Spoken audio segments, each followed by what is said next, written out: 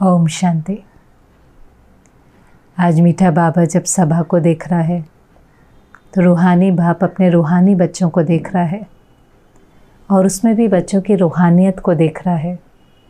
पहले तो हमने ये शब्द ही कभी नहीं सुने थे, अब तो हम भी कई बार कहते हैं। हम उनसे मिले थे ना, उनमें बहुत रूहानियत थी, उनके चेहरे पर बहुत रूहानियत थी। तो आज बाबा भी बच्चों की रूहानियत देख रहा है। और रूहानियत कैसे प्रत्यक्ष होती है, कैसे दिखाई देती है? बाबा ने कहा नैनों से दिखाई देती है, चेहरे से, चलन से, मुस्कान से दिखाई देती है। जिनके अंदर रूहानियत की शक्ति होगी उनके नैनों से भी ऐसी शक्ति निकलती है कि सामने वाले को भी शक्ति महसूस होती है। उनके जो मुस्कान होती है उससे दूसरों को भी खुशी का अनुभव होता है। वो चलते फिरते अलौकिक फरिश्ते नज़र आते हैं। बाबा ने कहा भले इस लोक में है, लेकिन लोगों को देखकर लगता है जैसे किसी दूसरे लोक से उतरे हुए फरिश्ते हैं।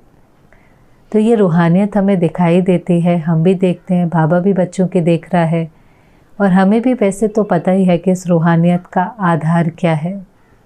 तो इस रूहानियत का आधार बाबा ने कहा प्योरिटी है। जितनी जितनी अंदर में प्योरिटी होगी, मनसा में, वाचा में, कर्मना में प्योरिटी होगी, वो प्योरिटी रिफ्लेक्ट होती है हमारे आँखों के द्वारा, चेहरे के द्वारा, चलन के द्वारा। और इसीलिए प्योरिटी ब्राह्मण जीवन के फाउंडेशन भी है, श्रृंगार भी है, मर्यादा भी है, सब कुछ है। दुनिया वालों के लिए एक धारणा होती होंगी, कई दिनों के लिए होती होंगी, लेकिन बाबा ने कहा आपके जीवन का आधार, फाउंडेशन ही प्योरिटी है। वो प्योरिटी से ही जीवन में रूहानियत आएंगी और विश्व की आत्माएं वो रूहानियत का सैंपल देखना चाहती हैं। मुझे याद है कि एक बार एक भाई था, विदेशी भाई, उसने एक एग्ज़िबिशन लगाई थी, जो एग्ज़िबिशन सेंटर्स होते हैं। और उसमें उसने एग्ज़िबिशन में क्या किया, जो हमारी दादियाँ हैं, वरिष्ठ हैं, उन्हों की फ़ोटो की एग्ज़िबिशन लगाई।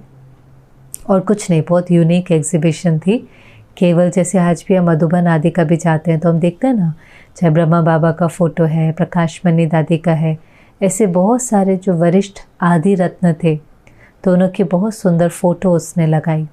अब क्योंकि वो सारे के सारे योगी थे, पवित्र आत्माएं थी, तो उनके फ़ोटो को देख कर के भी लोगों को बहुत सुंदर अनुभव होता था। कहीं कहीं देर एक फ़ोटो के आगे खड़े रहते थे और ऐसे लगता था जैसे उनको कोई शक्ति दे रहा है। आप इमेजिन करो, वो तो एक फ़ोटो था, लेकिन वो उस समय का फ़ोटो था जब वो अपनी हाईएस्ट स्थिति को प्राप्त कर चुके थे, वो अपनी श्रेष्ठ योगी स्थिति को प्राप्त कर चुके थे। तो उनका जो चित्र था वो भी आत्माओं को सुख दे रहा था। उनके रूहानी नयन थे, चेहरे पर दिव्यता थी, प्योरिटी थी, और लोगों को वो भासना आती थी। और पूरे ही एग्ज़िबिशन सेंटर में जहाँ पर वो एग्ज़िबिशन लगाई थी, उसका माहौल बहुत बदल गया था। हर एक को ऐसा लगता था कि आज हमने कुछ एक्सपीरियंस किया, हमने सिर्फ देखा नहीं, आज हमने सिर्फ एग्ज़िबिशन को देखा नहीं, लेकिन हमने कुछ एक्सपीरियंस किया, जैसे कोई शांति दे रहा है, कोई शक्ति दे रहा है। तो बाबा आज कह रहा है कि देखो वो रूहानियत कैसे आई, प्योरिटी से वो रूहानियत आई, मनसा में, वाचा में, कर्मना में। अब प्योरिटी की भी बाबा ने हमें बहुत डीप डेफिनेशन दी है, क्योंकि देवताओं के लिए हम कहते हैं वो संपूर्ण निर्विकारी है। तो हमारी यात्रा ही कहाँ से शुरू होती है? पवित्रता से संपूर्ण पवित्रता तक। सिर्फ ब्रह्मचर्य की पालना नहीं, लेकिन संकल्प, बोल, कर्म, दृष्टि, वृत्ति, वायुमंडल, कृति, भावना, भाव, यहाँ तक कि स्वप्न में भी बाबा कहते हैं प्योरिटी हो। स्वप्न में भी हमें कोई ऐसा स्वप्न भी नहीं आए कि हमें लगे हमारी जो प्योरिटी है वो भंग हो गई हो। तो हर एक लेवल की प्योरिटी को चेक करना है। जैसे बाबा ने कहा देखो, अगर मनसा में प्योरिटी है तो मनसा की प्योरिटी क्या है?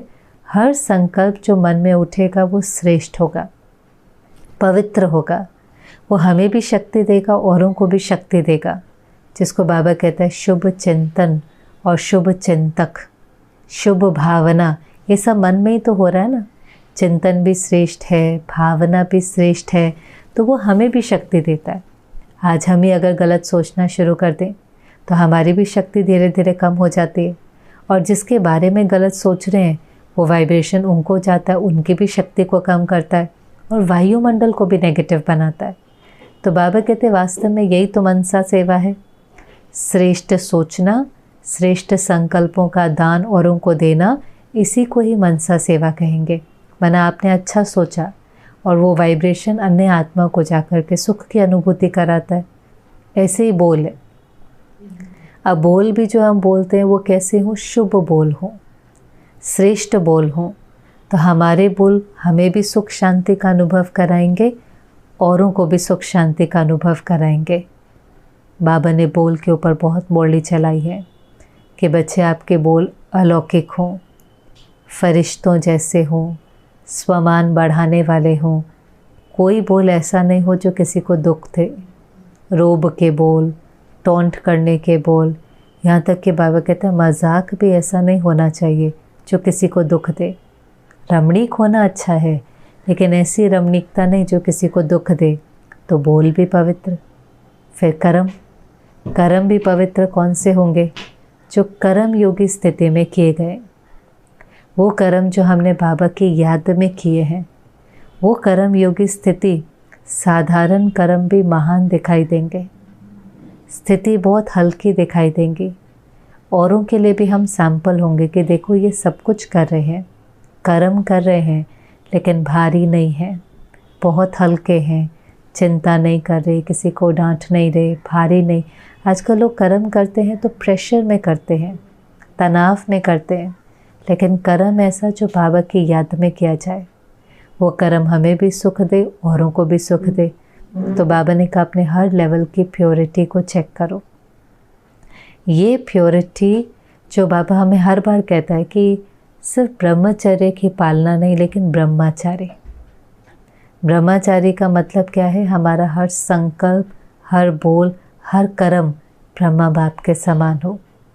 ब्रह्मचर्य की पालना बहुत ज़रूरी है, लेकिन ब्रह्मचर्य के साथ साथ ब्रह्मचारी, हमारा आचरण बाप समान हो, हमारे कर्म बाप समान हो। तो बाबा ने कहा कहाँ तक ब्रह्मचारी बने। जैसे लौकिक दुनिया में कई बार क्या कह देते हैं ना, बच्चे को देखकर कहते हैं इसकी सूरत बाप से बहुत मिलती है। यहाँ पर सूरत की बात नहीं है, लेकिन सीरत। हम बिल्कुल कैसे होने चाहिए? बाप समान दिखाई दें। तो बाबा ने जो पहली लाइन आगे बैठी थी, दादियाँ बैठी थी, उन्हों को पूछा पहले कि आप में से कितने ब्रह्मचारी बन गए हैं? 100% नहीं तो 90%, 80%, 70%, कहाँ तक ब्रह्मचारी बने हैं? माना बाप समान कहाँ तक बने हैं? और मुझे याद है कि एक बारी कोई बहुत बड़ा व्यक्ति ब्रह्मा बाबा से मिलने के लिए आया था। मधुबन की बात है, साकार के दिनों की बात है। कोई विशिष्ट व्यक्ति था, तो कोई उनको लेकर के आया और जहाँ बाबा मिल रहे होंगे उसके बाहर बिठाया। और थोड़ी देर के बाद वो कहते मैं बाबा से मिल लिया। तो उस व्यक्ति को लगा जो मिलाने लाया था कि अभी तो मैं अंदर लेकर ही नहीं गया कमरे में, ये किससे मिल लिया। तो उस समय जो विश्व रतन दादा थे वो वहाँ से गुज़र रहे थे या उनसे बातचीत हुई होंगी, तो उनसे मिल कर के ही उनको लगा कि जैसे मैं ब्रह्मा बाबा से मिल लिया। माना विश्व रतन दादा की भी इतनी हाईएस्ट स्टेज थी, ब्रह्मचारी स्थिति थी कि उनसे मिल कर के भी उनको ऐसा आभास हुआ कि हम आदि पिता से, हम अपने पिता से मिल लिए। माना बाप समान स्थिति आ गई ना लगभग। तो ऐसे बाबा कहता है कि बच्चे आप भी कहाँ तक बाप समान बने हो। और उसके लिए फिर बाबा ने विधि भी बताई, क्योंकि बाबा सबकी चेकिंग कर रहा है प्योरिटी की। और प्योरिटी की चेकिंग में बाबा को महसूस होता है कि सबका चार्ट थोड़ा कम है, और प्योरिटी कम होगी तो रूहानियत कम होंगी, उतने फरिश्ते नहीं दिखाई देंगे। और दुनिया रूहानियत का एग्जाम्पल देखना चाहती है। दुनिया सुनना नहीं चाहती, दुनिया देखना चाहती है। दुनिया चलते फिरते फरिश्ते देखना चाहती है। वो ये देखना चाहती है कि कैसे ऐसी दुनिया में, भले वो समझती नहीं है लेकिन है तो वैशाली, उसमें ऐसे फरिश्ते जैसी आत्माएं जिन्हों के अंदर कोई क्रिमिनलिटी नहीं है, कोई इम्प्योरिटी नहीं है, कोई अंदर में भावना भी शुद्ध है। जो बाबा तो हमें कहता है ना, अपकारी पर उपकार करो, गाली देने वाले को गले लगाओ। अब संसार में अगर कोई गलत करता है, कोई बहुत ही गलत कर्म करता है, तो सारी दुनिया उससे नफ़रत करती है, उससे बदले की भावना रखती है, उसके प्रति गलत सोचती है। पर बाबा कहते हैं बच्चे इसमें तो आपका भी नुकसान होता है, उसका भी नुकसान होता है और सृष्टि का वायुमंडल और नीचे आ जाता है। तो कोई गलत करता है, ठीक है, ड्रामा में उसका वो पार्ट था, लेकिन आप अपनी भावना को श्रेष्ठ रखो, आप उसको भी दुआ दो। बहुत ज़्यादा बाबा ऊंचा उठाता है, तो पहले तो उसको समझना, फिर वैसा बनना, फिर वैसा करना। शायद लोग हमारी बातों को समझ ही नहीं पाएंगे, वो आर्ग्यू करेंगे, डिबेट करेंगे कि ये तो गलत है। लेकिन जब कोई बन जाता है तो उसका वाइब्रेशन इतना हीलिंग होता है, उसमें इतनी प्योरिटी होती है कि लोगों को लगता है नहीं यही ठीक है, ये जो कर रहे हैं ये राइट है। बात तुमको समझ में नहीं आती, लेकिन स्थिति का प्रभाव पड़ता है। स्थिति का प्रभाव उनकी दृष्टि वृत्ति पर भी पड़ता है, वायुमंडल पर भी पड़ता है। तो जिसको कहते हैं ना वॉक द टॉक, माना जो आप बोलते हो वैसा बनो। तो बाबा भी कहता है कि अभी जो विश्व है वो रूहानियत का सैंपल देखना चाहते हैं, प्योरिटी का सैंपल देखना चाहते हैं। और उसके लिए बाबा ने कहा एक शब्द याद रखो, अगर हम चाहते हैं कि हमारी प्योरिटी बढ़े, जो हम सब चाहते हैं, हमारा पहला वरदान ही बाबा ने क्या दिया, पवित्र भव, योगी भव। वही बाबा आज रिमाइंड करा रहा है, लेकिन दूसरे शब्दों में कि अगर प्योरिटी को बढ़ाना है तो एक ही शब्द याद रखो, और वो एक शब्द एक ही है, एक व्रता।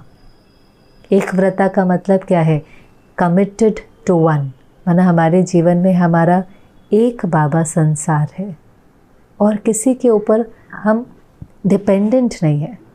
हमारी आकर्षण, आसक्ति, अटैचमेंट किसी से नहीं है। एक बाबा से हमारे सर्व संबंध है। हम रहते सबके साथ हैं, लेकिन हमारी बुद्धि का तार एक से जुड़ा हुआ है। बाकी सबके साथ हम तोड़ निभाते हैं, बाकी सबके अंदर हम फंसे हुए नहीं हैं। हमें पता हम सब आत्माएं हैं, ड्रामा अनुसार, पाठ अनुसार, हिसाब किताब अनुसार सब आकर के मिले, लेकिन हमारा संसार बाबा एक व्रता।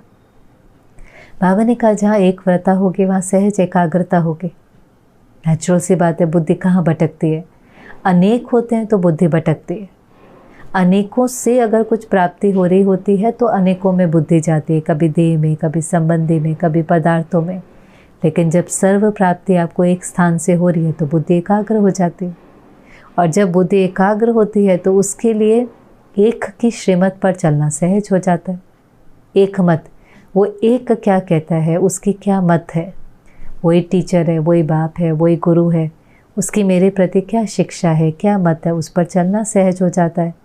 और जब एक मत पर चलेंगे तो एक रस स्थिति भी सहज हो जाएंगी, और एक रस स्थिति होंगी तो फिर जो एक से सद्गति होनी है उस सद्गति को भी प्राप्त कर लेंगे। तो बाबा ने कहा का सारा मदार एक के ऊपर है। एक व्रता से एकाग्रता से एक मत पर चलना, एक रस स्थिति बनाना और उसके द्वारा सद्गति को प्राप्त करना। लेकिन बस एक शब्द याद रखो, जैसे अकाउंट्स करते हैं, हिसाब करते हैं, उसमें भी बाबा ने कहा देखो किसकी वैल्यू होती है। तो बिंदी की तो बहुत वैल्यू है, लेकिन अगर बिंदी के पीछे आपने एक नहीं लगाया, वैसे तो जितनी बिंदी लगाते जाओ उसकी वैल्यू बढ़ती जाएंगी, लेकिन पीछे एक तो होना चाहिए ना। फिर बिंदी लगाया तो ही 10 होगा, फिर बिंदी लगाया तो 100 होगा, फिर बिंदी लगाया तो 1000, फिर 10,000, लेकिन पहले पीछे एक तो होना चाहिए। अगर एक नहीं है और बिंदी लगाते जाओ तो भले कितनी भी बिंदी लगा लो वो 0 ही रहेगा। तो वैल्यू किसकी हो गई? बिंदी की अपनी वैल्यू है, लेकिन उसके पीछे जो एक लगाए उसकी भी बहुत वैल्यू है। तो ये बाबा ने कहा कि बच्चे जितना आपकी बुद्धि एक से जुड़ी होंगी, पवित्रता नेचुरल होंगी। और आप कभी भी संसार में भी देख लो, जिन योगी आत्माओं के अंदर हमें रूहानियत दिखाई देती है, प्योरिटी दिखाई देती है, मेन फाउंडेशन ये है कि एक बाबा उनका संसार है। बाबा के सिवाय उनकी बुद्धि कहीं पर भी फंसी हुई नहीं है। फंसी होंगी तो प्योरिटी कम होगी, चाहे अपनी देह में, अपनी बुद्धि में, अपने आइडिया में, स्टूडेंट, सेंटर, धन, संपत्ति, इच्छाएं, कुछ भी हो सकता है। और बाबा कहते हैं सब तरफ से बुद्धि को निकाल कर एक बाबा को याद करो। सेवा भी क्या करानी है, बाबा आपकी बुद्धि को टच करेगा। बहुत बुद्धि चलाने की आवश्यकता नहीं है। तो ये बाबा ने विधि बताई। और फिर बाबा ने कहा देखो आप तैयार होंगे तो स्वर्ग के गेट भी खुलेंगे, मुक्ति के गेट भी खुलेंगे, क्योंकि सब इंतज़ार कर रहे हैं। प्रकृति भी इंतज़ार कर रही है, ये तैयार हो तो मैं सफाई करूं। समय भी इंतज़ार कर रहा है कि कब हम अभी पर्दा नीचे गिराएं, समय पूरा हो गया है। ब्रह्मा बाबा भी इंतज़ार कर रहा है, एडवांस पार्टी भी इंतज़ार कर रही है, सब इंतज़ार कर रहे हैं। बाबा ने कहा उनका इंतज़ार पूरा नहीं करना। इस साल में आपने देखा बहुत सारी बातें भी हुई। बुर्ज का अर्थक्वेक था, कहीं सुनामी आई, कहीं टेररिस्ट अटैक था। बाबा ने कहा आपको अपने भाई बहनों की आवाज़ नहीं सुनाई देती, दुख दर्द की आवाज़ नहीं सुनाई देती। कब उन्हों को मुक्त करेंगे? मुक्ति के गेट खुलेंगे तो वो भी सदा मुक्त होंगे। अगर ऐसे छोटे मोटे झटके लगते रहते हैं, कहीं भूकंप है, कहीं सुनामी है, अब उन्हों को तो भगवान का परिचय नहीं है, उन्हों को तो समझ नहीं है, तो वो कितने दुख दर्द से गुज़रते हैं, कितने भय चिंता से गुज़रते हैं। तो बाबा ने कहा आपको रहम नहीं आता, तो अब रहम दिल बनकर, मर्सीफुल बनकर उन्हों को सुख शांति, उन्हों को उस चीज़ का दान करो, मर्सी दो। अभी वो चाहिए। वो समय ऐसा था जब संसार में इतनी हलचल होती है ना, जब जब ऐसा समय आता है लोग ज्ञान नहीं सुनते। उस समय उन्हें प्यार चाहिए, शांति चाहिए, शक्ति चाहिए। तो बाबा ने भी कहा वाचा की सेवा आपने बहुत करी, जितनी करी बहुत अच्छी करी। बहुतों का संदेश मिला, बहुत सहयोगी बने, संपर्क में आए, कहीं योगी भी बने, बहुत अच्छा किया। जिस समय जिस चीज़ की आवश्यकता होती है वो तो करना ही होता है। लेकिन इस समय बाबा ने कहा देखो वाचा के साथ साथ मनसा सेवा की ज़रूरत है। मन से उन्हें शक्तियों का दान दो। और इसमें बाबा ने कहा देखो ये सेवा तो कोई भी कर सकता है। वैसे मनसा सेवा बहुत सहज है, क्योंकि उसके लिए कोई साधन और कोई आधार की ज़रूरत नहीं है। चाहे छोटा है, बड़ा है, बीमार है, महारथी है, घोड़ा सवार है, कोई भी कर सकता है। मन तो सबके पास है। मनसा सेवा क्या है? शुभ चिंतन, शुभ चिंतक, शुभ भावना, यही तो मनसा सेवा है। आपका उठने वाला हर संकल्प अगर श्रेष्ठ है तो वह वाइब्रेशन उन आत्माओं तक पहुंचता है, शक्ति का काम करता है। हम सब मनसा सेवा करते हैं समय प्रति समय, लेकिन हर समय अगर हम सही और श्रेष्ठ सोच रहे हैं, हर समय बाबा की याद में हैं, तो वास्तव में हर समय हमारे से मनसा सेवा हो रही है। लेकिन हम हद में आ जाते हैं। हम हद में आकर के अपनी जो छोटी छोटी बातें हैं, आकर्षण हैं, जो हमारी थोड़े बहुत दुख दर्द हैं, उसके बारे में सोचने लगते हैं। तो बाबा कहते हैं बच्चे अगर आप मनसा सेवा करेंगे तो उससे आप हद की आकर्षणों से अपने आप मुक्त हो जाएंगे, हद की बातों से मुक्त हो जाएंगे, मेहनत से मुक्त हो जाएंगे। ये बहुत इम्पोर्टेंट बात है। दुनिया में भी कई बार लोग कहते हैं आप अगर विश्व की सेवा में लग जाएंगे ना तो आपको अपनी बातें बहुत छोटी दिखाई देंगी। बाबा भी कहता है हद से बेहद में जाओ, क्योंकि हद में क्या होता है 63 जन्मों का बोझा है, कोई ना कोई बात तो लगी रहती है। तो हमारा सारा दिन उसी बात के चिंतन में बीत जाता है, छोटी छोटी बातें होंगी। बाबा कहता है आप बेहद में जाओ। आपकी बात आएंगी चली जाएंगी, पर आपको उस पर मेहनत करने की ज़रूरत नहीं है। जब आप विश्व कल्याण के कार्य में बिजी हो जाएंगे तो आपका और आपके परिवार का कल्याण तो हो ही जाएगा। जब आप विश्व को सकाश देने की सेवा में बिजी हो जाएंगे तो आपके जो नज़दीक वाले उन्हों को तो पहले सकाश मिलेंगे, वो तो पहले एम्पावर होंगे, उन्हों को तो पहले शक्ति मिलेंगी अपनी परिस्थितियों का सामना करने के लिए, और आपको पता भी नहीं चलेगा। जैसे कई बार हम क्या कहते हैं, अरे बहुत बड़ी बात आई थी पर मेरे पास तो सोचने का टाइम ही नहीं था, मेरे पास फुर्सत ही नहीं थी, मुझे था ये काम पूरा हो फिर इसके बारे में सोचें। लेकिन जब तक सोचने के लिए गए कई बार वो बात ही पूरी हो चुकी होती है, वो विघ्न ही टल चुका होता है, वो समस्या ख़त्म हो चुकी होती है। लेकिन अब ये कॉन्शियसली करना है। कॉन्शियसली हमें कहना है जब भी कोई बात आती है ना, बाबा आप संभालो। जो बाबा कहता भी है बच्चे तुम चिंता मत करो, मैं बैठा हूँ, बाबा आप संभालो। अपना हद का जो है मेरा सो तेरा कह के, मेरा बाबा और मेरे बाबा ने मुझे क्या सेवा दी है विश्व कल्याण की, चाहे मनसा से, वाचा से, कर्मना से। तो बाबा ने कहा इससे क्या होगा, आप हद की बातें, हद की आकर्षणों से परे बेहद में जाएंगे और मेहनत से छूट जाएंगे। क्योंकि जब आप मनसा सेवा करेंगे तो जमा का खाता भी तेजी से बढ़ेगा। एक तो हमारे पुरुषार्थ से जमा होता ही है। हम जितना पुरुषार्थ करते हैं, ज्ञान योग करते हैं, धारणा करते हैं, हमारी विल पावर बढ़ती है। तो वो पावर तो बढ़ती है लेकिन वो लिमिटेड है। पर जब हम मनसा या वाचा कोई भी प्रकार की सेवा करते हैं, औरों का कल्याण करते हैं, तो उससे दुआएं मिलती हैं। दुआएं भी तो बल का काम करती है ना। तो एक है विल पावर, आत्मबल, और दूसरा है दुआएं, दूसरी आत्माओं का बल। तो डबल बल हो जाता है।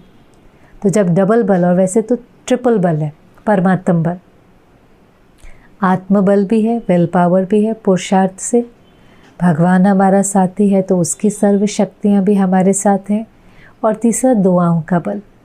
तो जब ये बल हमें मिलता है तो जमा का खाता बहुत तेज़ी से होता है। और इस जमा के खाते में बाबा ने कहा आपका पुरुषार्थ तीव्र हो जाएगा, आपके विघ्न और समस्याएं खत्म हो जाएंगी। बस ये बात हम समझ लें गहराई से। इस बात को अगर ये दिल को छू जाए ना कि हमारा तो अपना वैसे ही चुकतो हो जाएगा। अगर हम सेवा में बिज़ी हो जाएंगे, विश्व कल्याण में लग जाएंगे, तो हमारा जो कार्मिक अकाउंट है, जो विघ्न है, वो तो अपने आप सेटल हो जाएंगे। हमें करने की ज़रूरत ही नहीं पड़ेगी। और जमा का खाता 21 जन्मों के लिए होगा। अगर हम अपने में ही उलझे रह जाएंगे तो अविनाशी कमाई कब करेंगे। तो समय भी सफल करना है, संकल्प, शक्ति, श्वास सफल करना है। सफल कैसे होगा? देने से। जितना देंगे उतना जमा होता जाएगा। तो इसलिए बाबा ने कहा भी वाचा के साथ मनसा सेवा भी करो। दोनों का बैलेंस होगा तो बहुत ब्लेसिंग मिलेंगे। और बाबा को यथार्थ चार्ट लिख कर दो। बस ऐसे नहीं हमने बहुत मनसा सेवा करी, नहीं हम तो करते हैं नहीं, क्योंकि ये बहुत इजी है। इसमें कोई भी समय पर आप कर सकते हो, कोई भी कर सकता है, छोटा बड़ा भी कर सकता है। आपको कोई साधन की ज़रूरत नहीं है, आपको कोई आधार की ज़रूरत नहीं है। आप लेटे लेटे भी कर सकते हैं। बस ये है कि ये सेवा जितनी सहज है उतना मेहनत भी है, क्योंकि जिस इंस्ट्रूमेंट से सेवा करनी है वो इंस्ट्रूमेंट पे तो स्वच्छ होना चाहिए। ये बात तो सच है कि मनसा सेवा कोई भी कर सकता है, लेकिन अगर किसी का मन मैला है, पुरानी बातें पकड़ के रखी हैं, औरों की कमियां देखने की आदत है, पर चिंतन करने की आदत है, व्यर्थ देखने और सुनने की आदत है, तो मन मैला हो जाता है, कमज़ोर हो जाता है। फिर कमज़ोर मन चाह करके भी मनसा सेवा नहीं कर सकता। जिस इंस्ट्रूमेंट से सेवा करनी है वो स्वच्छ होना चाहिए। जिस चाकू से आपको फल काटना है वो चाकू साफ होना चाहिए। अगर मन से आपको सेवा करनी है तो मन भी मंदिर की तरह स्वच्छ होना चाहिए। जितना मन स्वच्छ होगा, शक्तिशाली होगा, उतना आपका सकाश दूर दूर तक पहुँचेंगे। आपकी किरणें, आपकी लाइट और माइट सारे विश्व तक पहुँचेंगी। उतना ही इसकी जो कहे आधार है, प्रीरेक्विजिट है। बाकी इसके लिए और कुछ नहीं चाहिए, कोई साधन, कोई सैल्वेशन, कुछ नहीं। लेकिन यही अपने आप में बहुत बड़ी बात है। मन शक्तिशाली होना, मन स्वच्छ होना, भावना प्योर होना। तो बाबा ने कहा सब मनसा सेवा करें और चार्ट लिखें कि हमने यथार्थ रूप से मनसा सेवा कितना करी है। बाबा अचानक चार्ट मंगवाएंगा, पहले से बताएंगा नहीं, लेकिन अचानक चार्ट मंगवाएंगा। इससे सब जिम्मेवारी का ताज पहने। ये जिम्मेवारी बाबा दे रहा है ना, ये भी तो ताज है। आने वाली दुनिया में रतन जड़े ताज पहनेंगे, लेकिन वो तब मिलेगा जब यहाँ पर विश्व कल्याण के परिवर्तन का ताज पहनेंगे। ये भी ताज है, जिम्मेवारी का ताज, वर्ल्ड ट्रांसफॉर्मेशन की जिम्मेवारी का ताज। तो बाबा ने कहा ये ताज पहनना, ध्यान देना, उतरे नहीं, गिरे नहीं। और फिर एक एक को बाबा ने पूछा, माताएं करेंगी, भाई करेंगे, पांडव करेंगे, टीचर्स करेंगी, पहली लाइन वाले। बाबा भी तब तक छोड़ता नहीं है जब तक हम दृढ़ता का संकल्प नहीं करें। हम दृढ़ संकल्प करें कि हाँ बाबा हमें मनसा सेवा करनी ही है। और उसके बाद बाबा ने कहा बस इतना ही तो करना है, सबको दुआएं देनी है। वैसे देखो पिछली मुरली, इस मुरली में बाबा कितना सहज कर रहा है। बच्चे दुआएं देनी है, दुआएं लेनी है, चाहे कोई कुछ भी करे। चाहे कोई कुछ भी करे, वो उसका कर्म है, वो उसका पाठ है, उससे उसका भाग्य बनता है। आपको अपना अटेंशन अपने पाठ पर लेकर आना है। मैं क्या सोचता हूँ, मेरी फीलिंग्स क्या है। आज लोगों का अपने पाठ पर अटेंशन नहीं है, किसी की भी निंदा करते हैं, किसी के ऊपर भी ओपिनियन देते हैं, किसी को ट्रोल कर रहे हैं, किसी के लिए गलत कमेंट लिख रहे हैं, किसी के लिए गलत आर्टिकल लिख रहे हैं। क्यों नहीं हम रियलाइज़ कर रहे कि इसमें हमारा नुकसान है। हम किसी को बद्दुआ दे रहे हैं, हम किसी के लिए गलत बोल रहे हैं, हम क्रिएट कर रहे हैं अपने अंदर। वो पहले हमारा नुकसान करेगा, पता नहीं सामने वाला पढ़ेगा कि नहीं पढ़ेगा, उसके ऊपर उसका प्रभाव पड़ेगा कि नहीं पड़ेगा। हम यहाँ पर गलत गलत लोगों के लिए लिखते हैं, वहाँ पर जो शक्तिशाली आत्मा है वो कहते हैं हम तो पढ़ते ही नहीं हैं, हम तो कभी अपना कमेंट सेक्शन खोलते ही नहीं हैं, हम तो सोशल मीडिया देखते ही नहीं हैं दुनिया में। ऐसे ही बाबा कह रहा है कि बच्चे चाहे घर में, परिवार में, कोई भी, आपको दुआ देनी है। आपको किसी के लिए ना गलत सोचना है, ना बोलना है, ना लिखना है, ना करना है, करना ही नहीं। चाहे कोई कितना भी आपसे नाराज़ हो, बाबा ने कहा आप जब इस प्रकार से व्रत लेंगे तो माया भी तो सुनेगी, माया सुनेगी तो कोई आपसे नाराज़ भी होगा। 100 लोग भी अगर आपसे नाराज़ हैं तो ड्रामा में 100 लोगों का नाराज़ होने का पार्ट है, सबका राज़ी होने का पार्ट थोड़ी ना होगा। उनका नाराज़ होने का पार्ट है, उनका आपको निंदा करने का पार्ट है, आपके लिए कुछ गलत बोलने का पार्ट है। क्या आप उनको भी दुआ दे सकते हो? हम सबको ये बात चेक करनी है। हम छोटी छोटी बातों में हिल जाते हैं, लेकिन उसको अपॉर्चुनिटी समझना है। आज अगर कोई इंसल्ट करता है तो वो उसका संस्कार है, वो वैसे हमें इंसल्ट नहीं कर रहा होता, वो वास्तव में अपने को इंसल्ट कर रहा होता है। लेकिन क्या हमारे अंदर उतनी ताकत है कि 100 लोग भी वहाँ खड़े होकर के हमारे से नाराज़ हैं, वहाँ हमारी कोई निंदा कर रहा है, लेकिन हम उनके बारे में अच्छा सोचें। अच्छा सोचने की ताकत है, इसमें बहुत मेहनत लगती है। मुझे आज भी याद है, एक बहन ने सुनाया था, डॉक्टर है, डॉक्टर्स की कॉन्फ्रेंस में आबू गई होंगी और उस समय पर वो केस हुआ था जो बॉम्बे में अटैक हुआ था ताज होटल आदि पे। उस समय टेररिस्ट अटैक हुआ था कसब करके, और उस समय बहुत लहर थी कि इसको फांसी पर चढ़ा दो, ये करो, क्योंकि लोगों को गुस्सा होता है, नफ़रत होती है। सब कह रहे थे ऐसा करो, ऐसा करो।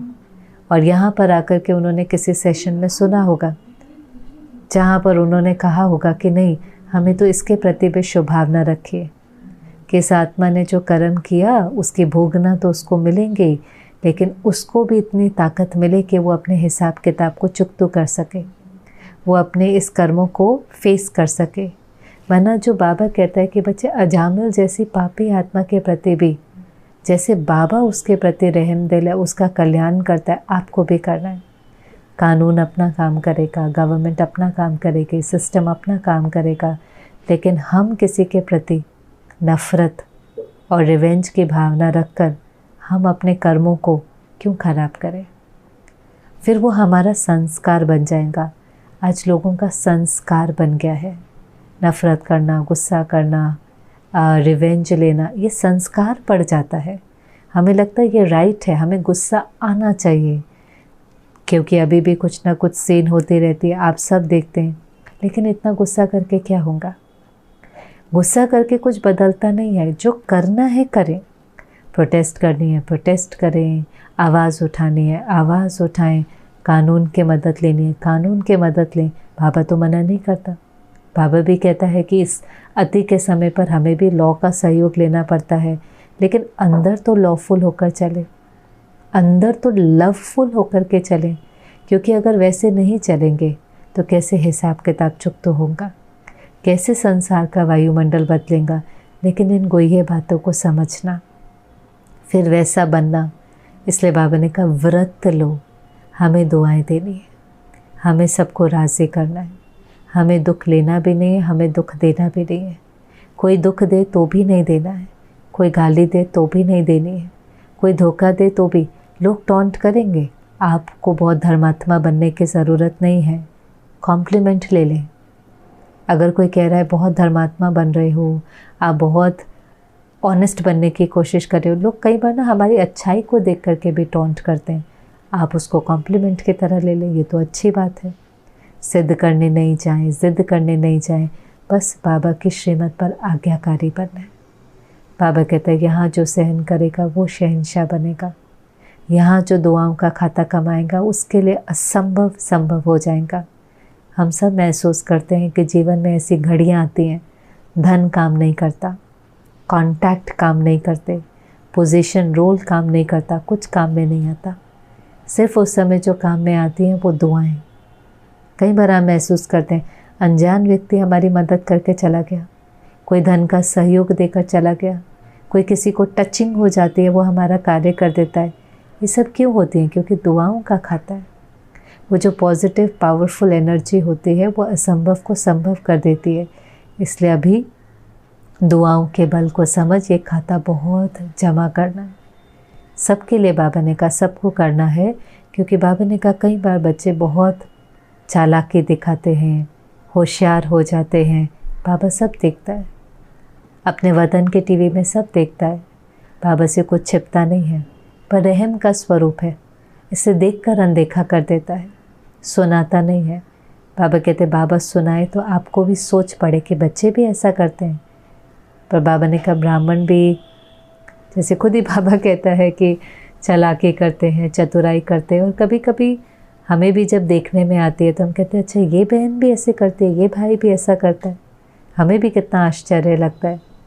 तो बाबा तो सब कुछ देखता है, पर ठीक ही है जो बाबा जिक्र नहीं करता, नहीं तो संकल्प चलेंगे, व्यर्थ चलेगा। पर बाबा कहता है कि नहीं, समय को समझो, कौन पढ़ा रहा है, कौन आपको देख रहा है। जैसे देखो अभी हमें पता चलता है कहीं सीसीटीवी कैमरा लगा है, कहीं कैमरा है, फ़ोटो खींच रहे हैं, हम कितने अलर्ट हो जाते हैं। कई बार क्यों अलर्ट हो जाते हैं? क्योंकि रिकॉर्ड हो रहा है, फ़ोटो खिंच रही है, रिकॉर्ड हो रहा है। पर हर कर्म जो हम कर रहे हैं वो यहाँ रिकॉर्ड हो रहा है। धर्मराज और कुछ नहीं है, यहाँ जो सारी रिकॉर्डिंग हो रही है, जो चालाकी हमने करी, जो हमने चतुराई भगवान के साथ करी, बाबा कई बार कहता है वो सब बाबा पहले आपको दिखाएंगा।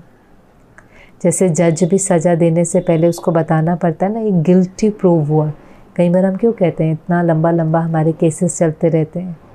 क्योंकि नियम है कि ऐसे ही आप किसी को अक्यूज़ नहीं कर सकते, आपको पहले प्रूफ करना पड़ेगा, एविडेंसेस के साथ प्रूफ करना पड़ेगा ये गिल्टी है, तभी आप इसको सज़ा दे सकते हैं। तो लास्ट में जब धर्मराज का रूप होगा तो बाबा भी तो पहले प्रूफ करेगा ना, और वो सारे एविडेंसेस कहाँ हैं? यहाँ पर सब रिकॉर्ड है। और तब बाबा वो सारी रिकॉर्डिंग हमें दिखाएंगा और फिर कहेंगे कि बच्चे इस कारण से आपको कम पद मिला और इस कारण से ये सज़ा मिली। तो बाबा ने कहा कि अभी इसमें होशियार नहीं बनो, मनसा सेवा में होशियार बनो, इसकी रेस करो, इसकी दौड़ी लगाओ। जैसे हम और चीज़ों में कंपटीशन करते हैं ना, अभी इसमें कौन ज़्यादा मनसा सेवा करता है। फिर तो कर्नाटक जोन का टर्न था, तो जब भी देखो अभी ये शांति वन आदि में मुरली चलनी शुरू हुई, जोन वाइज सेवा के टर्न सबको मिलने शुरू हुए थे, जैसे अभी होता है। अभी हम बाबा मिलन में जाते हैं ना, कहते हैं महाराष्ट्र का टर्न है, इंदौर का टर्न है, तो ये तब से शुरू हो गया था सिस्टम। तो बाबा बहुत उमंग देता था जिसका टर्न होता था। बाबा कहता था ये तो बहुत पुण्य है जो सेवा का चांस मिला। भक्ति में कहते हैं एक ब्राह्मण की सेवा करना भी बहुत भाग्य की बात है, और यहाँ तो कितने ब्राह्मणों की सेवा करने का चांस मिलता है। लेकिन सच्ची सेवा किसको कहेंगे? कब कहेंगे कि सेवा से पुण्य जमा हुआ? जब सेवा करते हुए बहुत खुशी हुई, थकावट महसूस नहीं हुई, फीलिंग नहीं आई, महसूसता नहीं हुई। अगर सेवा करी और थक गए, उदास हो गए, परेशान हो गए, तो वो सेवा थोड़ी जमा होंगी। कई बार ऐसा भी हो जाता है।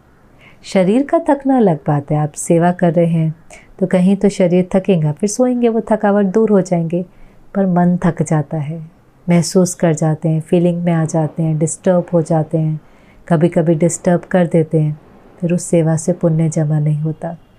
सेवा माना खुशी से सेवा करना, सेवा करके खुशी लेना नहीं, खुशी से सेवा करना, खुशी से औरों को, चाहे वो बहुत छोटी सेवा भी हो, आपके लिफ्ट की सेवा है, भोजन परोसने की सेवा है, भोजन बनाने की सेवा है। सेवा करने से पहले अपना ज्ञान योग का फाउंडेशन मजबूत हो, फिर हम खुशी से बाबा की सेवा करें तो पुण्य का खाता जमा होगा। क्योंकि जब आप खुशी से करेंगे तो लोगों के दिल से दुआ निकलेगी। तो वो सेवा से जो दुआओं का खाता है वो बल हमें मिलेगा, हमारा पुरुषार्थ और तीव्र होगा। सेवा का चांस मिलना माना क्या, दुआओं का खाता जमा करना। तो बाबा ने कहा ये भी चेक करो, सेवा माना मेवा। आपने सेवा करी और आपको सुख मिले, आपको खुशी मिले। सेवा करके थक गए, डिस्टर्ब हो गए, परेशान हो गए, तो वो सेवा भी सफल नहीं होती। ये तो भाग्य की निशानी है। सेवा में भी कई बार बहुत बातें हो जाती, कंपटीशन, इसका उसका, उसको चांस मिला मुझे नहीं मिला, या उसकी महिमा हुई मेरी नहीं हुई, उसकी वैल्यू हुई, बहुत कुछ आप सब जानते हैं। पर सेवा देना, सेवा माना एनर्जी देने की हो। इतने अंदर से भरे हुए हैं, कोई भी सेवा है बाबा की याद में अगर हम सच्चाई से करते हैं, सच्चाई से जो भी सेवा है किसी कोने में भी होगी, वो बल देगी और खुशी देगी। उसमें थकावट नहीं होगी। शरीर थक सकता है लेकिन शरीर तो क्या है, आराम करेंगे ठीक हो जाएगा। वो भी बाबा कहता है बाबा की याद में सेवा करो तो वो भी उतनी थकावट नहीं होती। कई बार क्या कहता है, पैदल माउंट से नीचे आ जाएंगे लेकिन थकावट नहीं होगी, क्योंकि ज़्यादा शरीर से ज़्यादा मन थकता है। मन थकता है तो देखो आजकल डॉक्टर क्या कहते हैं, योगी तो 4-5 घंटे में भी उसको बस हो जाता है, पर डॉक्टर आजकल कहेंगे 6, 7, 8, 9, कई बार तो कहेंगे 10 घंटे तक भी सो। 10 घंटा नींद शरीर को नहीं चाहिए, लेकिन मन अगर थका होगा तो फिर शरीर को ज़्यादा चाहिए। उतनी रिकवरी होने के लिए, रिचार्जिंग होने के लिए, रेजुविनेट होने के लिए उतना ज़्यादा टाइम चाहिए। तो सेवा के लिए भी बाबा ने डायरेक्शन दी और लास्ट में फिर टीचर्स थी। टीचर्स को भी बाबा ने कहा सबको मनसा सेवा करनी है, सेवा का ताज तो पहना ही है। टीचर्स तो करती हैं वाचा भी कर्मना भी, लेकिन बाबा ने कहा ये ऐड करो, मनसा सेवा को भी ऐड करो। लेकिन ऐसे नहीं कि अपने कर्म के टाइम पर कहो मनसा सेवा कर रहे हैं, या कोई कोर्स कराने आ जाए तो कहो मनसा सेवा कर रहे हैं, नहीं, बैलेंस रखना है। जिस समय वाचा करनी है तो वाचा करनी है, कर्मना करनी है तो कर्मना करनी है, बाकी बचे हुए सेवा में मनसा सेवा करनी है। और फिर बाबा देखो हमेशा वहीं पर ड्रिल कराएंगा कि वहीं हमें एक्सपीरियंस हो। तो बाबा ने कहा सब तरफ से बुद्धि को हटाकर अभी अभी 1 सेकंड में विश्व की सर्व आत्माओं को सुख शांति की अंजलि दो, अभी अभी दो। ऐसे हमें भी देखो अभी भी इस समय पर भी संसार में बहुत कुछ हो रहा है, कहीं वॉर है, कहीं नेचुरल कैलामिटीज़ हैं, भारत में कितने प्रोटेस्ट आदि हो रहे, बहुत कुछ हो रहा है। बहुत लोगों के अंदर दुख, दर्द, भय, नफ़रत है। सकाश दो। हमारा काम है कमेंट नहीं करना, डिबेट नहीं करना, आर्ग्यू नहीं करना, भगवान से शक्ति लेकर के उन्हों को शक्तियाँ देना, शक्तियों का दान देना हमारा कर्तव्य है। तो बाबा ने कहा सुख शांति की अंजलि दो। फिर लास्ट में दादियों के साथ मुलाकात थी, तो बाबा ने कहा बाबा ने त्रिमूर्ति का साक्षात्कार सबको कराया। तो ये वो समय है जब मेगा प्रोग्राम शुरू हो गए थे। तीनों दादियाँ सब जगह जाती थी, जानकी दादी, प्रकाशमणि दादी और गुलजार दादी। अब गुलजार दादी वहाँ बैठी भी है, बाबा उसके रथ से बोल भी रहा है, लेकिन बाबा फिर एक्नॉलेज कर रहा है कि कैसे, और वो सीन बहुत सुंदर होती थी। तीनों दादियाँ जब मंच पर आती थी एक दूसरे का हाथ पकड़े हुए, बहुत ही ब्यूटीफुल सीन, रूहानियत की मूर्ति, एंजल्स जैसे स्टेज पर आ रही है, सब खुश हो जाते थे। सब, चाहे लौकिक अलौकिक, नए पुराने, ज्ञानी अज्ञानी, सबको वो सीन देख कर के बहुत सुंदर लगता था, जैसे कुछ प्राप्ति होती थी। और बाबा ने कहा देखो इतनी बेहद की सेवा कौन करा रहा है, करावनहार बाबा है। बाबा ने सबको विल पावर भी दी है, और समय प्रति समय सर्व शक्तियाँ भी बाबा विल करता है। बड़े बड़े कार्य होते हैं तो बाबा भी शक्तियाँ विल करता है। इसलिए करण करावनहार बाबा है, हम निमित्त हैं, इसलिए बेफिक्र बादशाह, किसी प्रकार की चिंता नहीं। आप समझ ही सकते हैं बड़े बड़े जब प्रोग्राम होते हैं तो कितनी बातें आती, बहुत बातें। कोई जगह कैंसिल हो गई, कहीं बिजली की प्रॉब्लम, कोई गेस्ट आने वाला था नहीं आया, किसी का प्लेन का कुछ कुछ कुछ, एक लाख 1.5 लाख के जब बड़े बड़े प्रोग्राम्स करेंगे तो कितनी बातें आएंगी। घर में छोटा सा फंक्शन होता है तो ही कितनी बातें आती हैं। पर बाबा ने कहा कराने वाला बाबा है, हम निमित्त हैं, इसलिए बिल्कुल बेफिक्र बादशाह। और सबको अपनी तबीयत का भी ध्यान देना है, क्योंकि सब दादी अपनी ओल्ड एज में थी, तो बाबा ने कहा सेवा तो फिर भी बहुत करनी है, लेकिन शरीर के प्रति नॉलेजफुल बनो। और वो हम सबको बनना है, हम सबको अपनी बॉडी को अंडरस्टैंड करना है। हर एक की प्रकृति अलग होती है। इस पुराने शरीर को प्यार से चलाते हुए हम सबको सेवा करनी है। आत्मा बिना शरीर के कुछ नहीं कर सकती।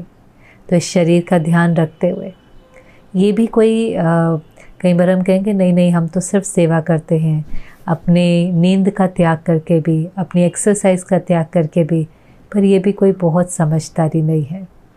आप शरीर का ध्यान नहीं रखेंगे तो जैसे दुनिया में क्या होता है, वेल्थ कमाने के लिए शरीर का ध्यान नहीं रखा, फिर सारी की सारी वेल्थ शरीर को संभालने में चली जाती है। ऐसे कई बार सेवा भी अगर हम बैलेंस से नहीं करते, अति में चले जाते हैं, तो शुरुआत में तो हर एक का शरीर बहुत उसकी इम्यूनिटी स्ट्रांग होती है। फिर बहुत करते करते क्या होगा, आखिर तो वो एक मशीनरी है, शरीर भी तो एक मशीनरी है। फिर अगर वो कोई ना कोई बीमारी हो जाएंगी तो फिर सेवा नहीं कर पाएंगे।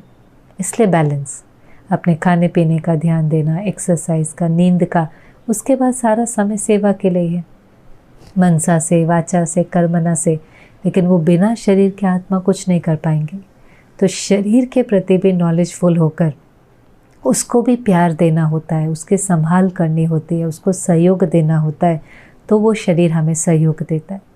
जानकी दादी तो लिटरली अपने शरीर से बात करती थी कि मैंने तुझे इतना सहयोग दिया है, आज ये बड़ा कार्यक्रम है, मुझे सहयोग ज़रूर देना। और कई बार डॉक्टर कहते थे कि आप नहीं जा पाएंगे, लेकिन दादी चल पड़ती थी। तो दादी का अपने शरीर के साथ भी इतना सुंदर कार्मिक अकाउंट था कि वो शरीर भी समय पर दादी को सहयोग ज़रूर देता था। ऐसे हमें भी नॉलेजफुल बनना है, पुरुषार्थ भी करना है। ऐसे भी नहीं कि फिर शरीर का ऐसा ध्यान देने के लिए गए कि बाबा की श्रीमत का ही उल्लंघन हो गया, मुरली में सो गई, अमृत वेला में सो गया, योग में सो गया। नहीं, वो भी फिर कहीं ना कहीं बोझा चढ़ता है, कर्म बंधन बनता है। तो कई बार कर्म बंधन कटने की जगह वो कर्म बंधन और कड़े होते चले जाते हैं। तो बाबा की श्रीमत पर चलते हुए हमें वो बैलेंस बना करके रखना है।